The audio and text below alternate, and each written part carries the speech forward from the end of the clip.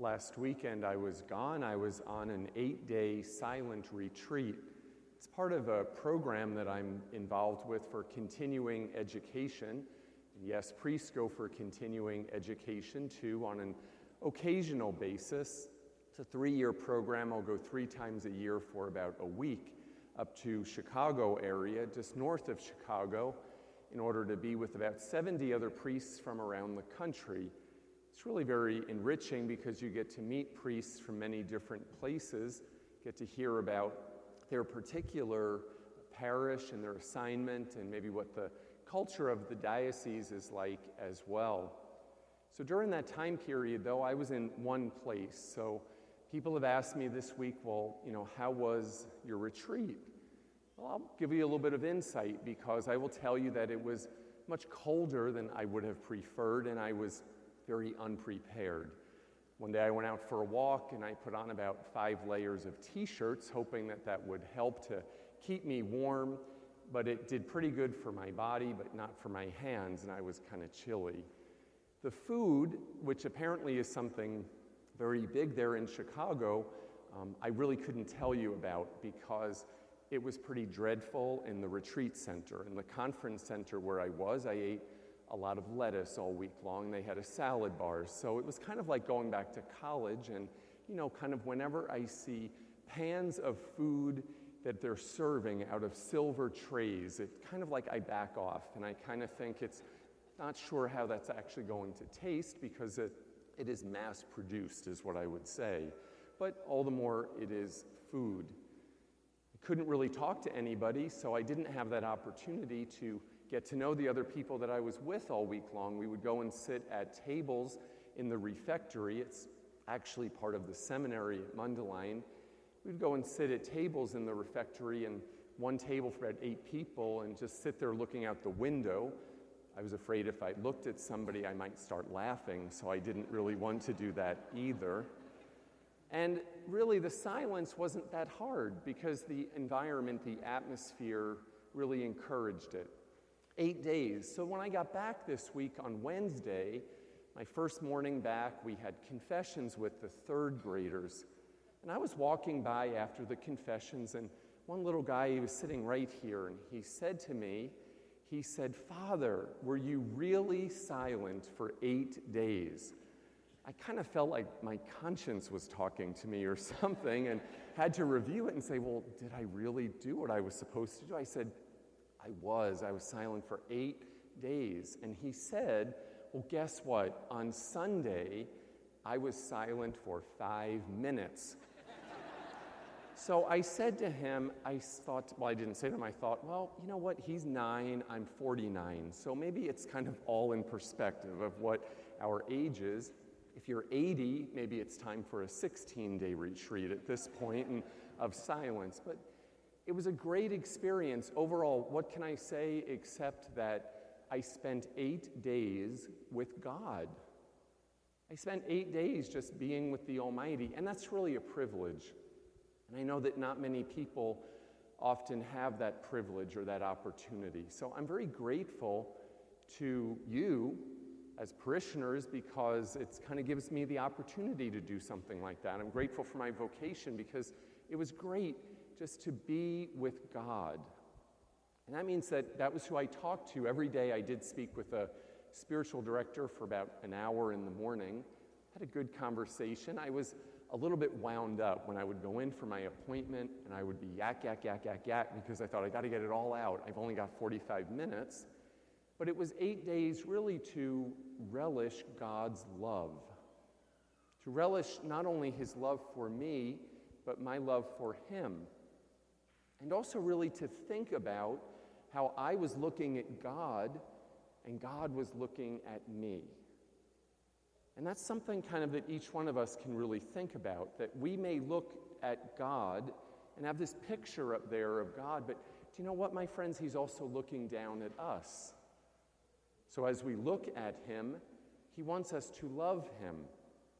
Our gospel today says that. It is really the primary commandment in the Hebrew scripture and in the Hebrew culture. And the Jewish people, they say that phrase every morning and every evening, that you shall love the Lord your God with all your heart, with all your mind, with all your soul. So it's something that's very common. And so it's not uncommon to say, well, I love God. And when this attorney, when this lawyer asked the question, actually, in this particular scripture, really, he should have known the answer, because a good attorney knows the answer of a question before they ask the question. But so he kind of knew that Jesus was going to say that, but I'm not sure if he knew that Jesus would add to it. That this particular scripture from Deuteronomy that they often repeated, it's beautiful. Love the Lord your God with just your whole being. But we also have to take it a step further, because if all we do is love God and take that to an extreme, it's very pietistic. It's very much like it's just about me and God. But there's a whole world that God placed us in, and that is what we call creation. And there's a harmony within creation because we can love other creatures. We can love other things. So the second part of the gospel says, and love your neighbor as yourself. That also comes from the scriptures, from Leviticus, but it was not something that the Jewish people repeated every day. He kind of added that on and put them together.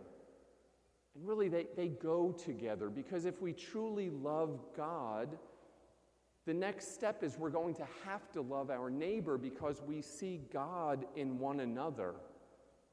So when we look at another being, another human person, we cannot but be called to love them. To love them, Jesus said, as yourself. So love your neighbor as yourself. That as is very important because it's almost like an equal sign. Maybe it should have been a greater than sign. Love your neighbor greater than yourself, because we don't always love ourselves. There's times when maybe we're not happy with ourselves, we don't meet our own expectations, so we have to really work on that. We don't want to express that to our neighbor. We should always try to love them even more, beyond. And sometimes our neighbor isn't really lovable. I know that might be hard to believe, but there are people that we come across in our lives that are not lovable. Maybe it's the neighbor, the person down the street, or our next door neighbor whose dog is barking at 4 a.m. all night long. That's not lovable. I will tell you that. And you might be wondering, should I go down there and knock on their door and tell them, you're not lovable right now? Probably not a good idea, but you might want to write them a letter or go confront them at another time. Maybe the person that's unlovable is your own child. Now, children, teenagers, I'm sure you would find that very hard to believe that you might not totally be lovable. But when you kind of adopt what I call an attitude, maybe I really call it a middle school attitude, because for some reason it kind of develops in that 6th, 7th, and 8th grade period. I used to teach faith formation when I was here as a seminarian. I had 6th graders. They were so cute the first part of the year, so nice, so friendly, polite. But the second part of the year, they became very not so nice anymore. And I don't know if it was just the growing up or what, but it was kind of shocking. I thought, well, what happened here? I know none of our children would be like that now, of course, but it does happen. So maybe we're not always lovable, maybe not lovable, but not likable. Lovable might be a little too strong of a word. But really, today, as we hear this scripture, it's a chance for us to think. I'm going to ask you to come up with just one way, just one thing today, and the day is pretty short from here on out, between now and bedtime. What is just one way that you can love God outside of church? I know you're here, okay, but outside of here, between now and bedtime, that you're going to love God and love a neighbor. Your neighbor could be someone in your own family. In just the few short hours left in this day, to think of one way that you can love God and love your neighbor. And maybe don't be afraid to share it. This could be good car ride conversation on the way home out of here. To maybe be accountable and talk about it as a family or with your spouse. If you're alone, talk about it with God. When we say it, it kind of makes it concrete. And we might actually do it because we think, well, someone other than God is watching. So don't be afraid to think about that one way that we can love God and love neighbor, and maybe tell someone else about it. Because we all can perhaps be more loving to both, and to do the best that we possibly can in trying to love. One day we're going to stand before God, and I don't really know what he's going to ask. Is maybe you picture it with St. Peter at the gate, with this keys there, and he's wondering, should I let you in or should I not let you in? So you tell St. Peter, well, I did all these great things when I was alive, a whole laundry list of everything that we did. I don't think he's going to care about all that. I think he might ask just one simple question, and that is, how did you love? How did you love? There was a man who purchased a home in a neighborhood, and really it was kind of a hilly neighborhood, kind of mountainous, and in the front of his yard was this big boulder. It was kind of unsightly, actually, and he was kind of that neighbor that was sort of that nosy neighbor that knew everything that was going on in the neighborhood, and he liked to do that, so he liked to peer out the window and kind of see what was happening, but the boulder was there, so he couldn't see out the window. Couldn't see out to the street and kind of be the neighborhood watch for everybody else. So he had an idea. He was no artist, but he said, I'm going to take that boulder and I'm going to trim it down. I'm going to make it into something smaller and maybe into one of his favorite animals. So he went out there and he started chipping away at it. Chip, chip, chip, and all the pieces started falling off and flying around. And he made it into an elephant, because that was his favorite animal. And he was able to look through the window now and see out to the street, like they're underneath through the trunk and whatnot. And again, pretty remarkable because he was no sculptor. He was no Michelangelo.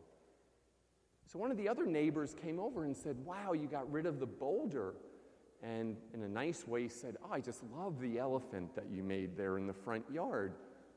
How did you do that? How did you make a boulder into an elephant? And the man very simply said, I took away from the rock everything that did not resemble an elephant. So think about that tonight. When it comes to love and ourselves, we need to take away from ourselves anything that does not resemble love. And if we remove that from us, we might look much more beautiful, not only to God, and to our neighbor as well.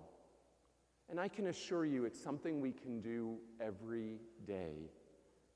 We don't have to go on an 8-day silent retreat to figure that out.